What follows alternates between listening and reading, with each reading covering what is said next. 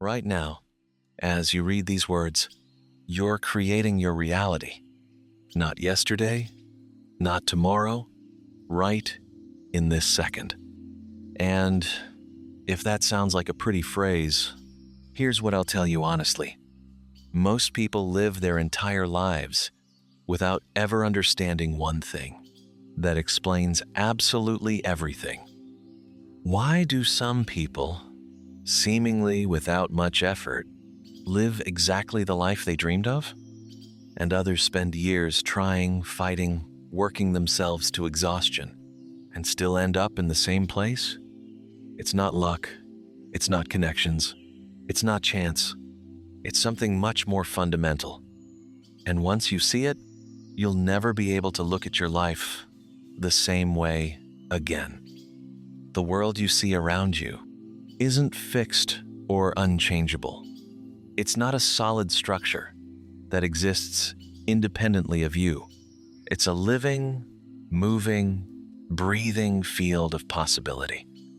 And it's in a state of constant waiting. Waiting for what? Your signal, your attention, your conscious choice about what to look at. Sounds unbelievable? Then let's not turn to philosophy. Let's not turn to spiritual practices. Let's turn to science. Because science was the first to discover what completely flips our understanding of reality.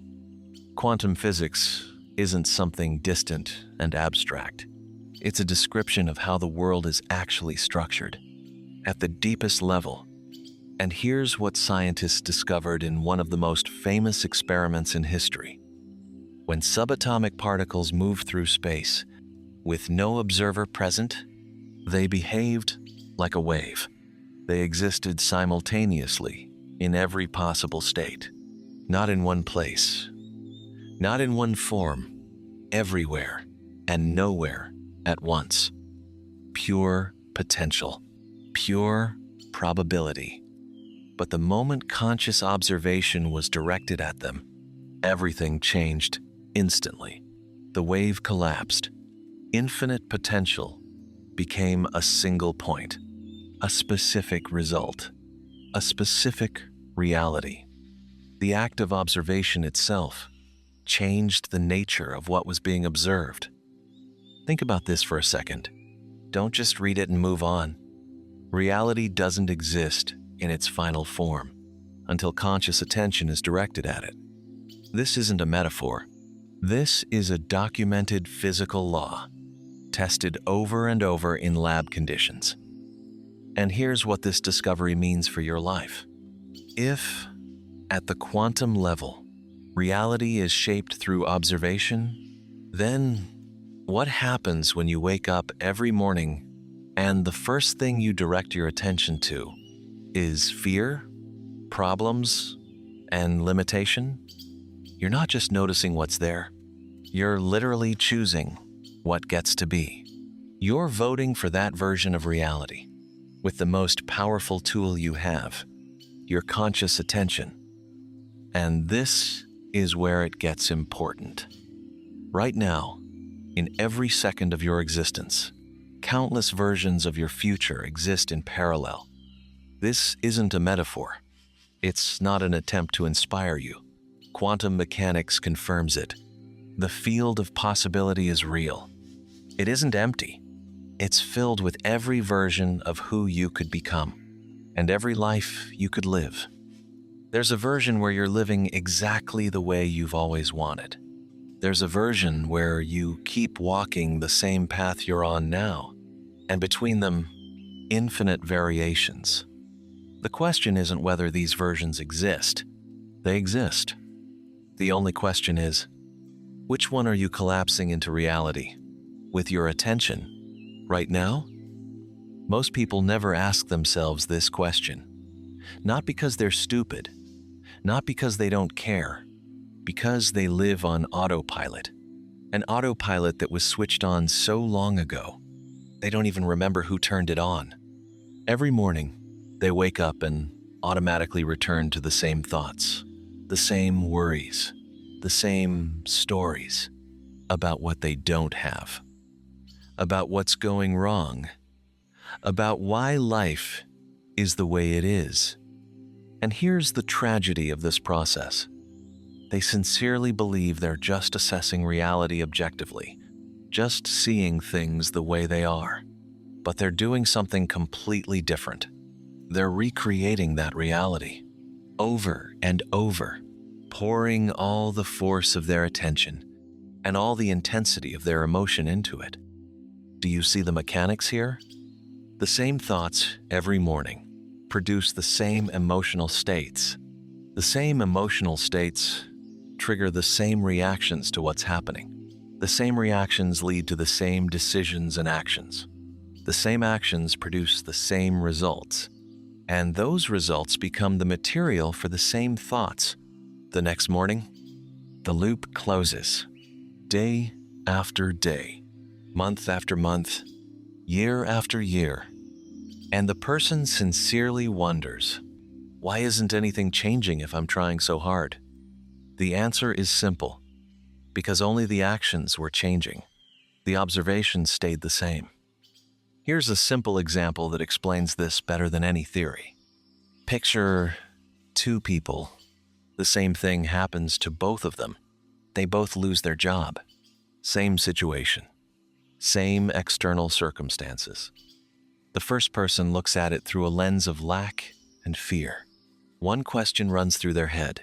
Why is this happening to me? They feel despair, anger, confusion.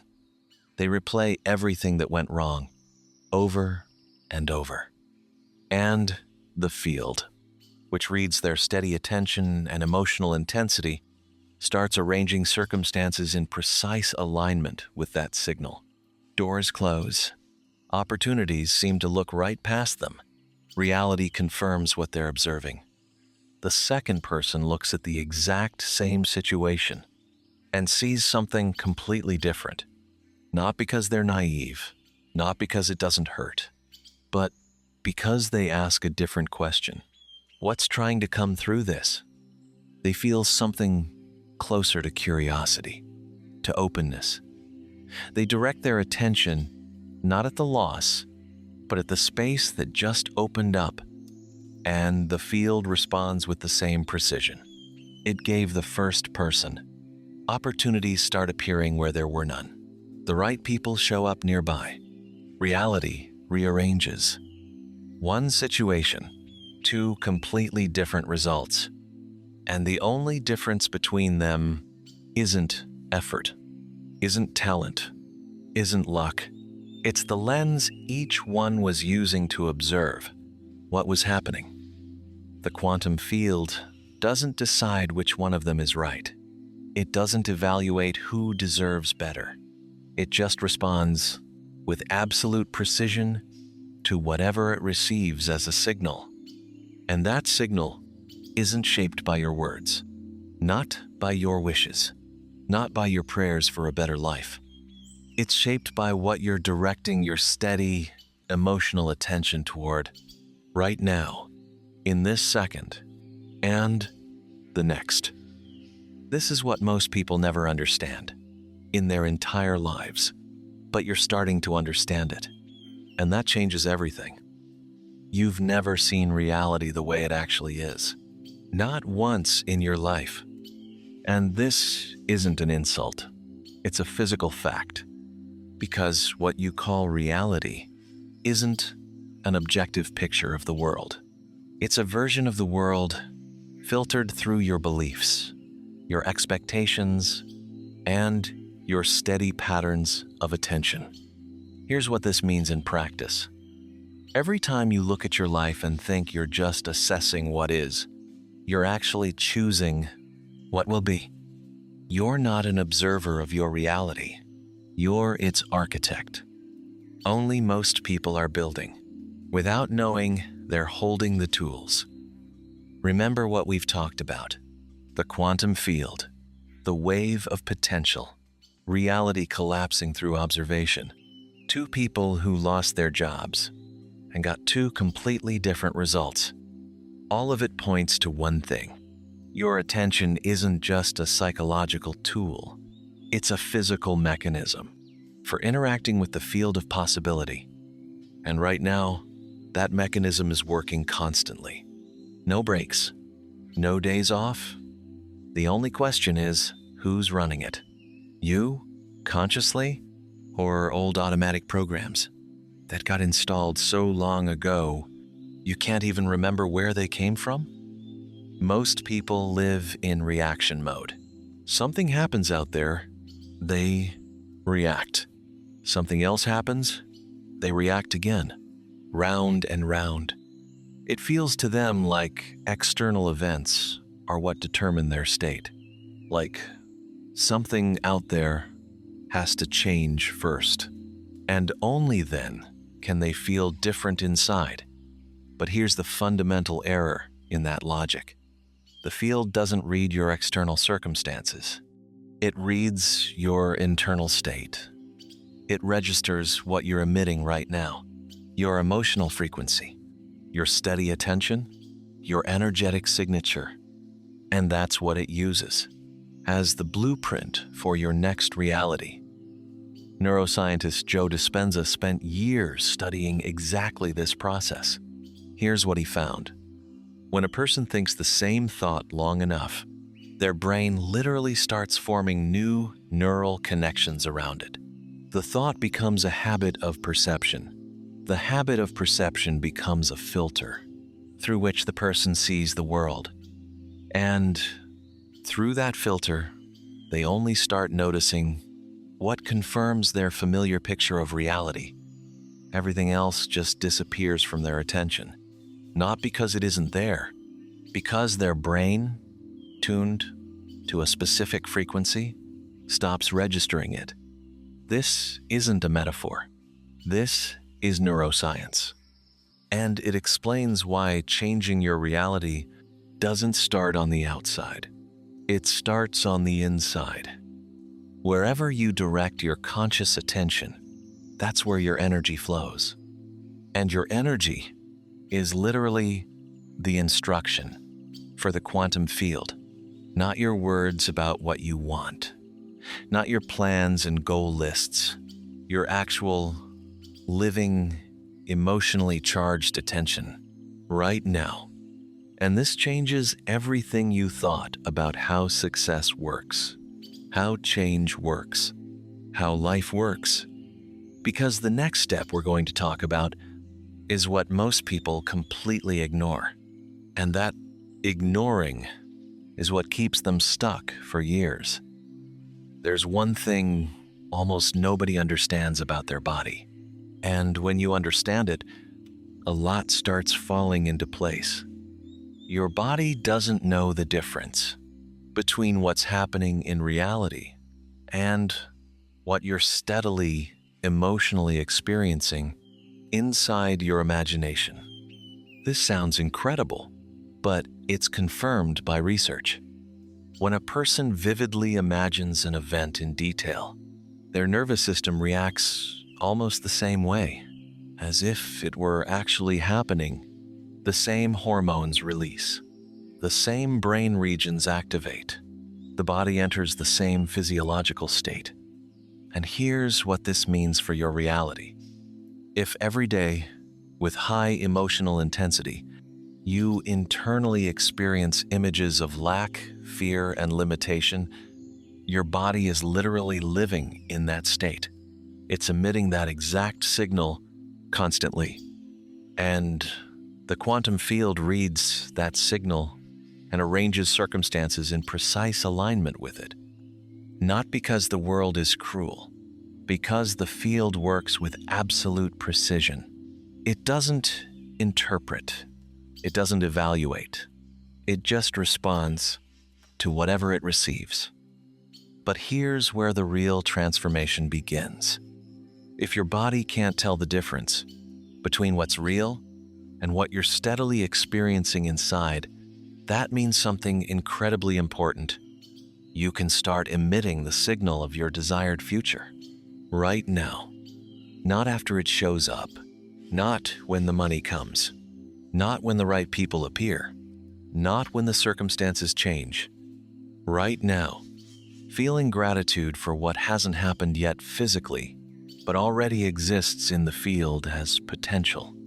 Feeling confidence not because there's external proof, but because you're choosing to emit that exact frequency.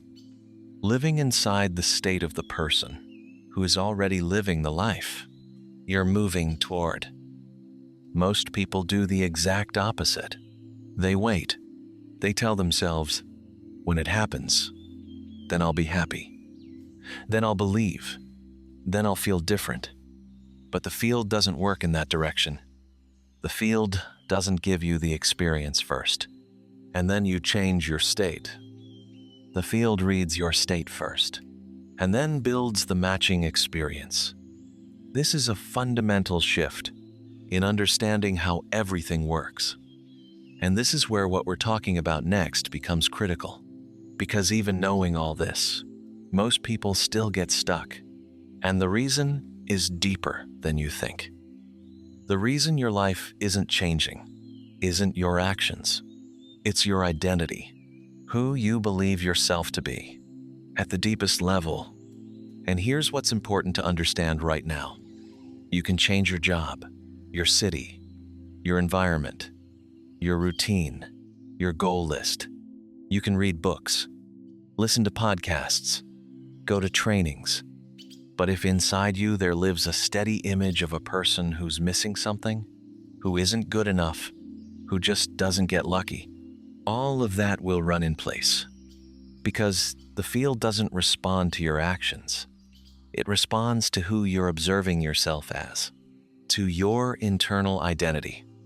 And until that changes, the external will keep reproducing itself over and over with mathematical precision. We've already talked about how the body emits a signal into the field constantly, about how it's not your words and not your wishes, but your actual internal state that determines which version of reality collapses into your experience. But now we have to go deeper, because there's a layer here that most people completely skip. And that layer explains why even those who already know all this still end up staying in place. Identity isn't just thoughts about yourself. It's something much more physical than it seems. It's a set of neural programs that formed over years, through repeated experience, through how the people around you reacted, through what you heard about yourself as a child, through situations that left a mark. These programs run automatically. You don't decide to think about yourself a certain way. It just happens in the background, constantly, like an operating system running quietly while you're busy with other things.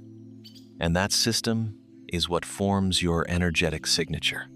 That's what determines what signal you're emitting into the field every second. This is why two people can know the same information, apply the same techniques, follow the same advice, and get completely different results. One of them is working with an updated identity. Their internal operating system has already been rewritten. Their body is already emitting a different signal. The other keeps applying new tools on top of the old system.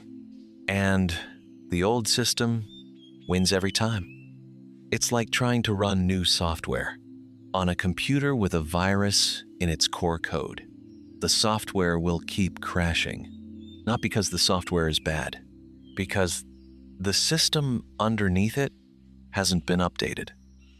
So how do you update that system? How do you change identity at the level the field actually reads? Here's where we get into something that's rarely talked about openly. Identity doesn't change through convincing yourself, not through affirmations you repeat without internal feeling, not through willpower.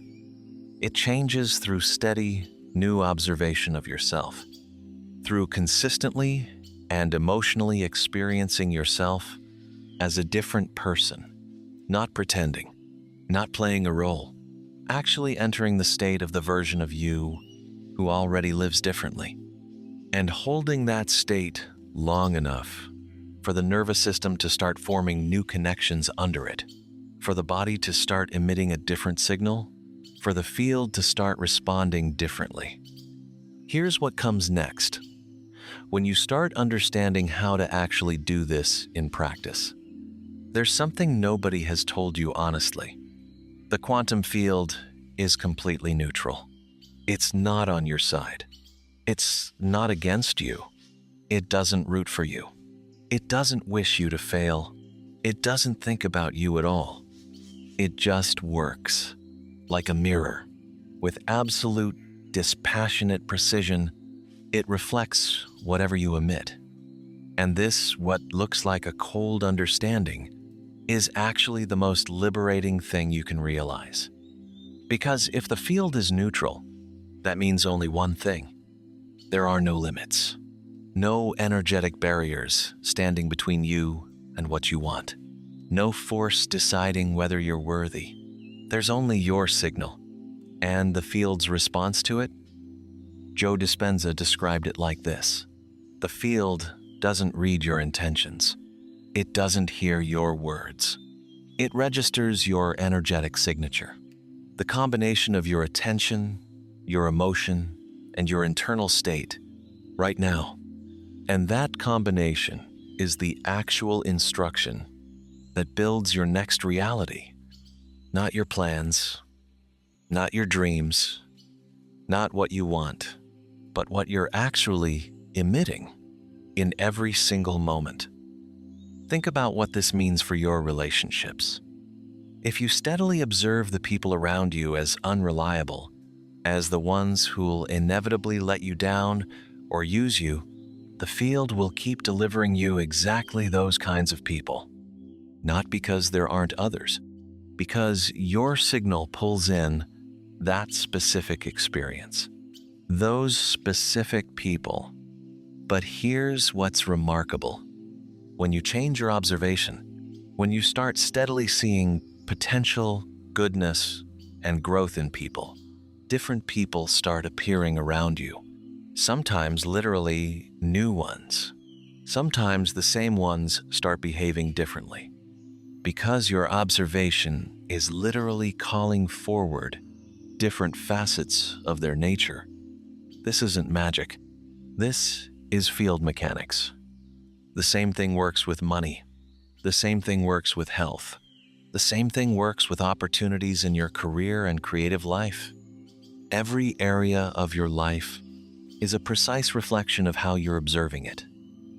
And this means something incredibly important. You have full access to a tool that changes any of these areas right now. No waiting for external conditions. No permission needed from anyone. Just through conscious change in what you look at and how. But here's the catch we'll talk about next.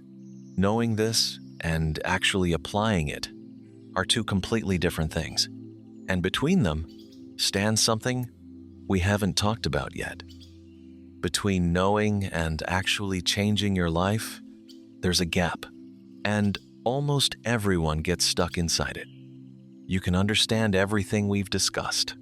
The quantum field, observation, identity, the signal you're emitting. You can nod and feel that it's true, but then close this video, go back to your life, and a few hours later, end up back in the same state. The same thoughts, the same reality. Not because you're weak, not because it doesn't work, because there's one thing you can't go around, and that thing is called the state of the body. We've already established that the field doesn't read your thoughts and doesn't read your words.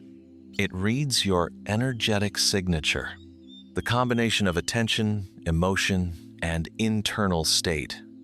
And here's what's critical to understand. That state doesn't live in your head. It lives in your body, in your nervous system, in the chemistry your body is producing every second. And as long as your nervous system is set to survival, to anxiety, to constant anticipation of threat, no mental exercises will give you steady results, because the body will keep pulling you back into the familiar state, the one it considers safe, the one it knows. This is why so many people can get inspired, feel a lift, Believe for a few hours or a few days that everything is going to change, and then snap right back. This isn't weakness of character. This is physiology. A nervous system tuned to anxiety literally produces stress hormones automatically. They shape perception. They narrow the focus of attention. They make the brain search for threats and problems. And in that state, you physically cannot hold the observation of a new reality long enough for the field to start responding to it, because the body is constantly interrupting that signal with its own old noise. Joe Dispenza said it plainly. Most people wake up in the morning, and before they even open their eyes, their body is already firing the same familiar chemistry.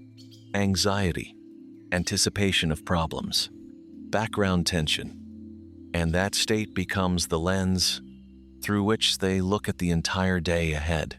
They aren't choosing it consciously. The body does it automatically, because that's how it was calibrated, through years of repeating experience. This is why the first practical step to changing your reality isn't visualization. It isn't affirmations. It's recalibrating the nervous system. It's teaching the body to feel safe, in a state of openness and possibility. And here's exactly how this happens in practice, and why it changes absolutely everything. When you start deliberately and regularly entering a state of calm presence, without anxiety about the future, without reliving the past, your nervous system starts receiving new experience. The experience of being inside uncertainty and still feeling okay. The experience that openness is safe, that trust is possible. And with every such moment, the neural connections responsible for anxiety and survival start to weaken, and the new connections responsible for calm, confidence, and openness start to strengthen.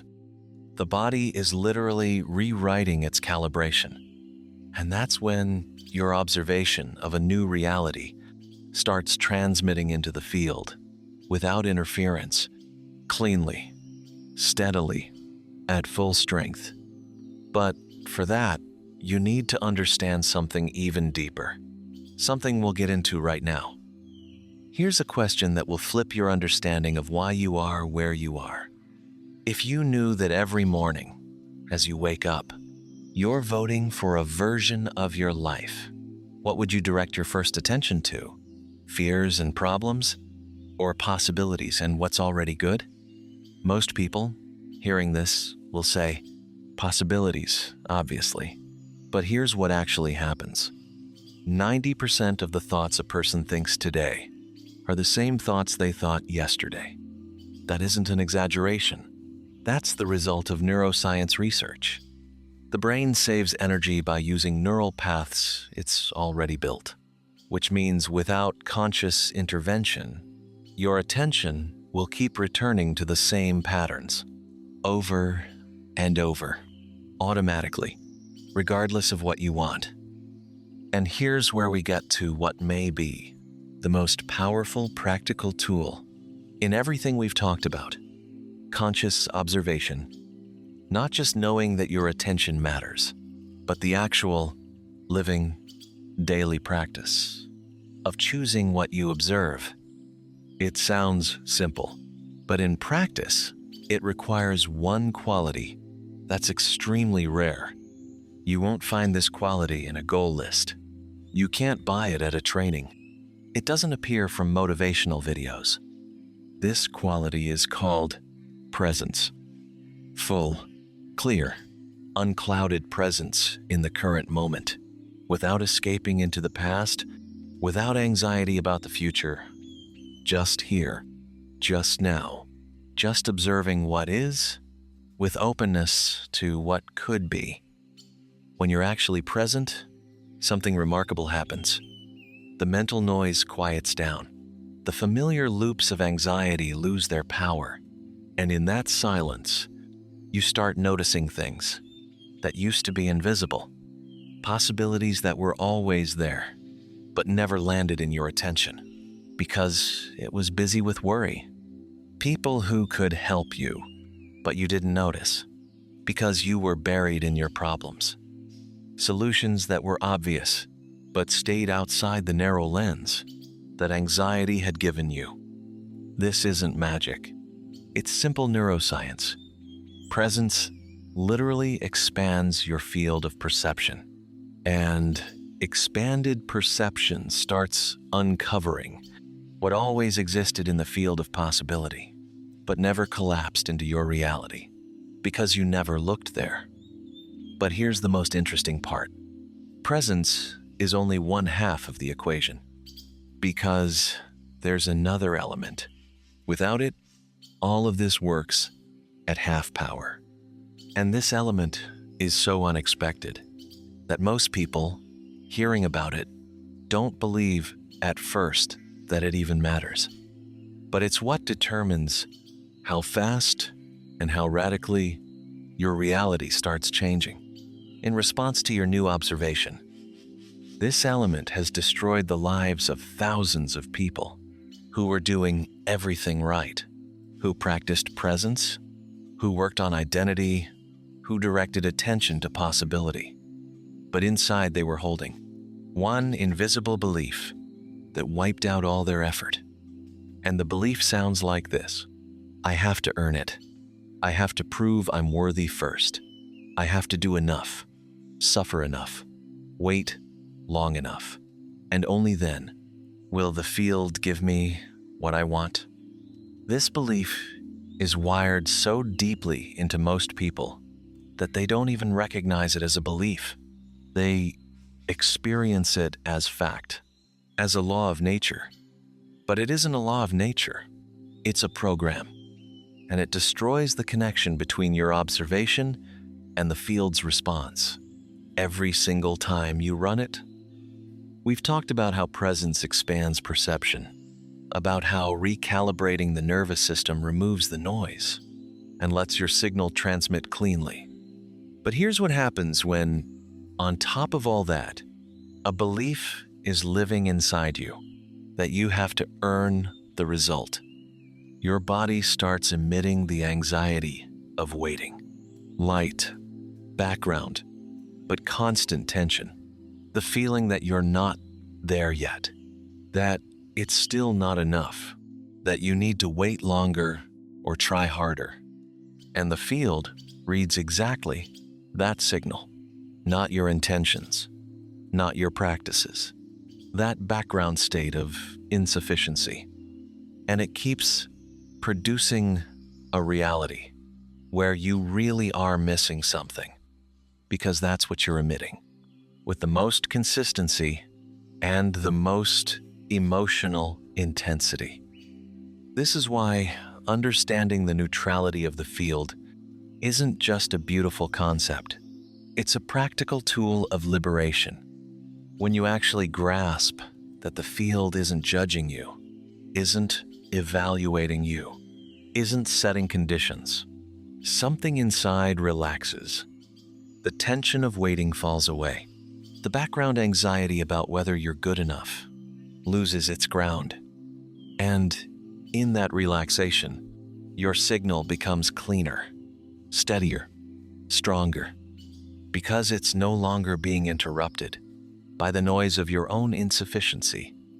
You stop emitting the desire to receive and start emitting the state of someone who's already inside the flow. And the field starts responding instantly to that changed signal. Think about your relationships through this lens.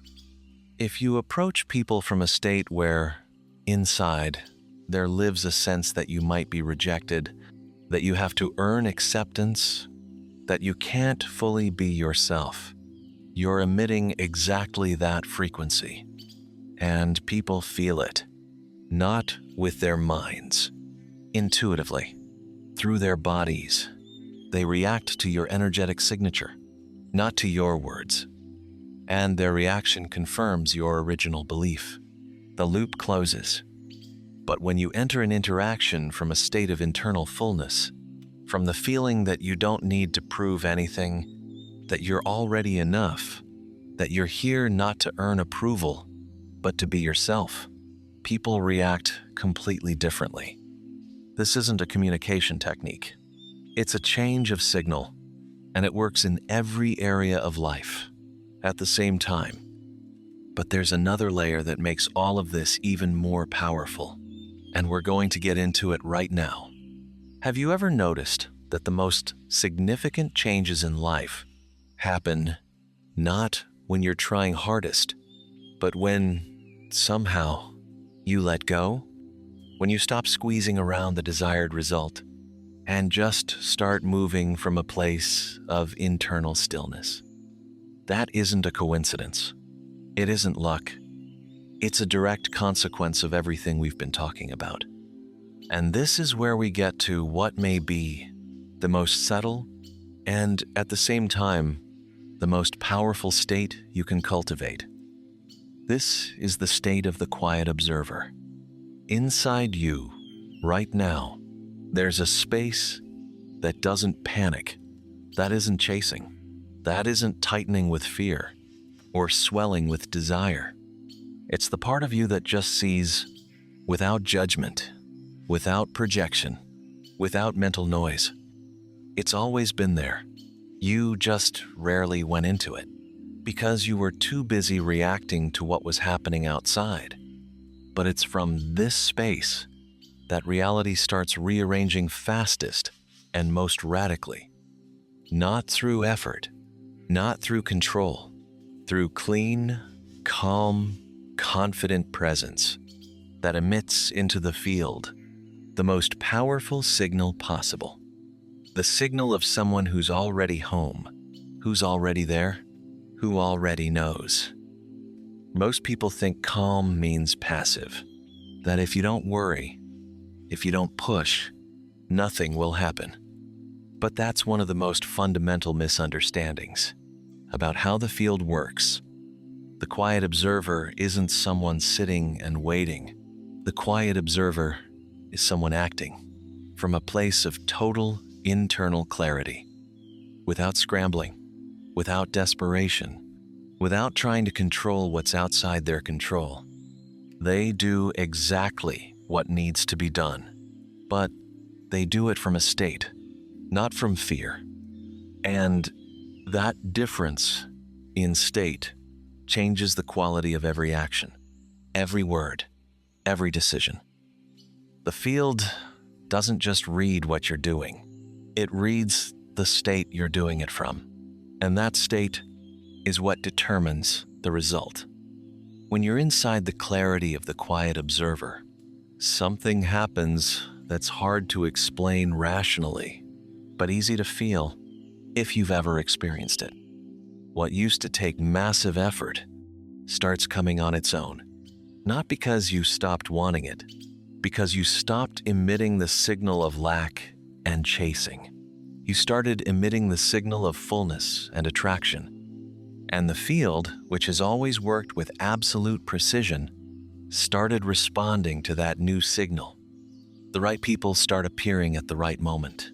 Opportunities start opening up where doors used to be closed.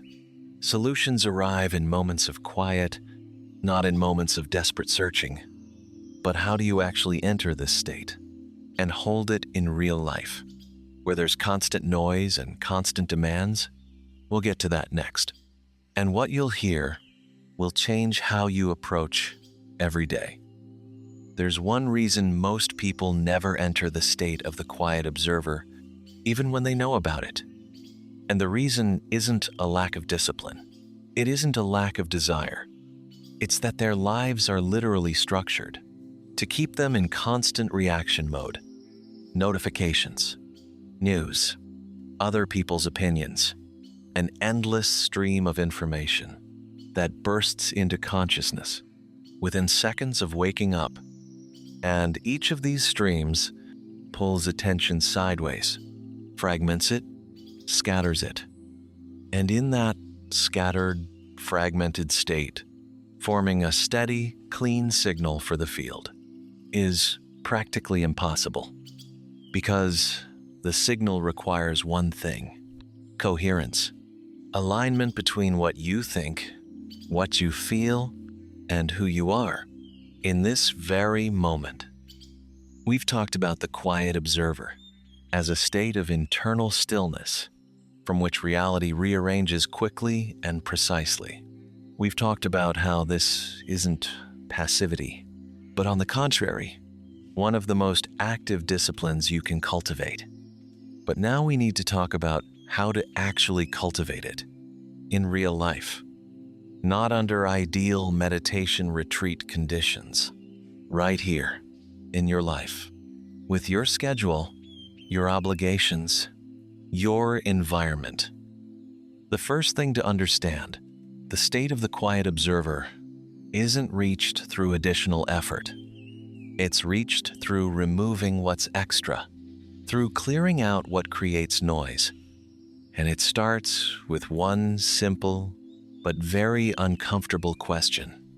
What are you regularly directing your attention to that doesn't give you clarity, doesn't give you energy, doesn't give you forward movement? The news you consume every day, the conversations that keep circling the same problems, the content that creates a sense of urgency and anxiety. All of that is literal noise for your nervous system. And every time you submerge yourself in it, you're recalibrating your body back into a state of reaction and survival, the exact opposite of the state the field receives a clean signal from. This doesn't mean isolating from the world. It means becoming selective about what you allow into your field of attention, because your attention isn't just a psychological resource. It's, as we've established, a physical instrument of interaction with the field of reality. And whatever you spend it on is literally what you're amplifying in your reality, every time, without exception. So, the first practical step toward the state of the quiet observer isn't meditation. It isn't breathing practices. It's a conscious decision about what you allow to occupy your attention. And this decision has to be made every day, every morning, every new moment of choice. But here's what happens when you start doing this consistently, and why it leads to results that at first seem impossible. When you start consistently removing the noise and protecting your attention, the nervous system gets something it may not have had in years: space, silence, the chance to return to its natural state. And in that space, things start happening that are hard to explain logically, but easy to observe in practice. Decisions start coming on their own, without painful analysis. Clarity shows up where there used to be only confusion. And most importantly, you start noticing signals from the field that were always nearby, but never landed in your line of sight because it was overloaded with noise. This is the beginning of the real work of the quiet observer. But there's a next level of this state, and we'll talk about it right now. Most people think observing means looking, pointing your gaze at something and registering it in your mind. But real observation, the kind quantum mechanics is talking about, is something fundamentally different. It's observation with full internal presence, with emotional engagement, with a state that matches what you're observing. And that exact difference explains why some people get results fast, and others practice for years and see nothing change. They look, but they don't truly observe. Here's a simple example. Picture two people who both practice visualization of their desired life every morning. The first one sits down, closes their eyes, mentally replays the images of what they want, and feels like they did everything right. But inside, there's a quiet doubt, a light sense of unreality about it, a background thought that says, "This is beautiful, but it's probably not for me." They're looking at the image of their new reality, but observing it on the frequency of doubt. And the field reads exactly that doubt. That's what it amplifies. That's what it reproduces. The second person does the same thing externally, but inside, they enter a state. They don't just see the image, they feel it. They let the body respond to it. They experience gratitude for what already exists in the field as potential. They observe their new reality on the frequency of someone who knows. Not hopes, not wishes, knows. And that subtle but fundamental difference in state creates completely different signals for the field. One is emitting the desire to receive. The other is emitting the state of already having. And the field, which always responds with absolute precision, gives each of them exactly what they're emitting. This is what Dispenza called coherence, alignment between thought, emotion, and the state of the body. When all three levels emit the same signal at the same time, the power of that signal multiplies. The field receives not a blurry, contradictory request, but a clear, precise, emotionally charged instruction. And that's when reality starts rearranging at a speed that seems impossible to those watching from the outside. But that's completely logical, if you understand the mechanics of how all this works. And here's what comes next. When you start practicing this coherent observation consistently, day after day, moment after moment, coherent observation doesn't just change your reality, it changes you at a level that can't be undone. And here's why that's important to understand right now.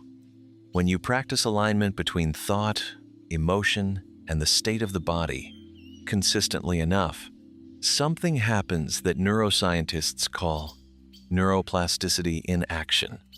The brain literally starts rewiring. The old neural pathways that for years automatically pulled you toward anxiety, doubt, and familiar patterns of perception start to weaken. And the new pathways, the ones responsible for openness, confidence, and internal fullness, start strengthening with every repetition. This isn't a metaphor for progress. This is literal physical change in the structure of your brain. And it doesn't take years to happen. It starts with the very first conscious moment of coherent observation, and it grows with each one that follows. We talked about how the first person emits doubt through their visualization, and the second emits the state of knowing. We talked about how the field responds to signal with absolute precision. But there's something we haven't talked about yet, about what happens when coherent observation starts giving its first visible results. Because that's exactly the moment most people make one critical mistake that throws them back. When reality starts changing in response to your new signal, the first changes are often small. An unexpected conversation with the right person, an opportunity that came out of nowhere, a situation that resolved itself without your intervention. And here's what most people do in that moment. They get excited, they get inspired, and then they start waiting for the next confirmation. And that waiting reactivates the state of lack, recreates anxiety, reinterrupts the clean signal with noise. The changes slow down or stop, not because the field changed its mind, because the signal changed again. This is one of the most subtle and at the same time most destructive patterns people run into on the path of transformation. They start using the first results as fuel for new anxiety about whether this is going to continue. And that anxiety becomes the new dominant signal. How do you break it? Through one single quality that runs through everything we've talked about from the very beginning. That quality is called trust, not blind faith, not naive optimism. A deep, bodily, rooted trust that the field always works with absolute precision, and that if your signal is clean and coherent, the response is inevitable as a physical law. And it's exactly this trust. That's the final element. That closes the entire chain and makes transformation not a temporary surge, but a permanent new state of life. But there's one final shift that makes all of this irreversible. Everything we've been talking about leads to one moment, to the moment when you stop being the person who's trying to change their reality and become the person who understands that they are that reality.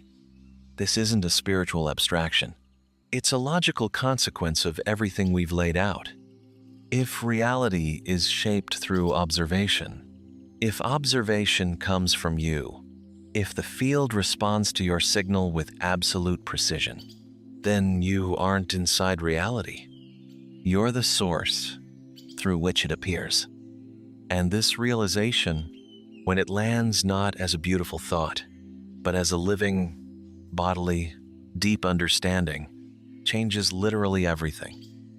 You stop asking, why is this happening to me?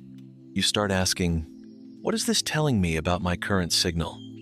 Every situation becomes feedback, not punishment, not coincidence, not somebody's ill will, just a precise, honest reflection of what you're emitting.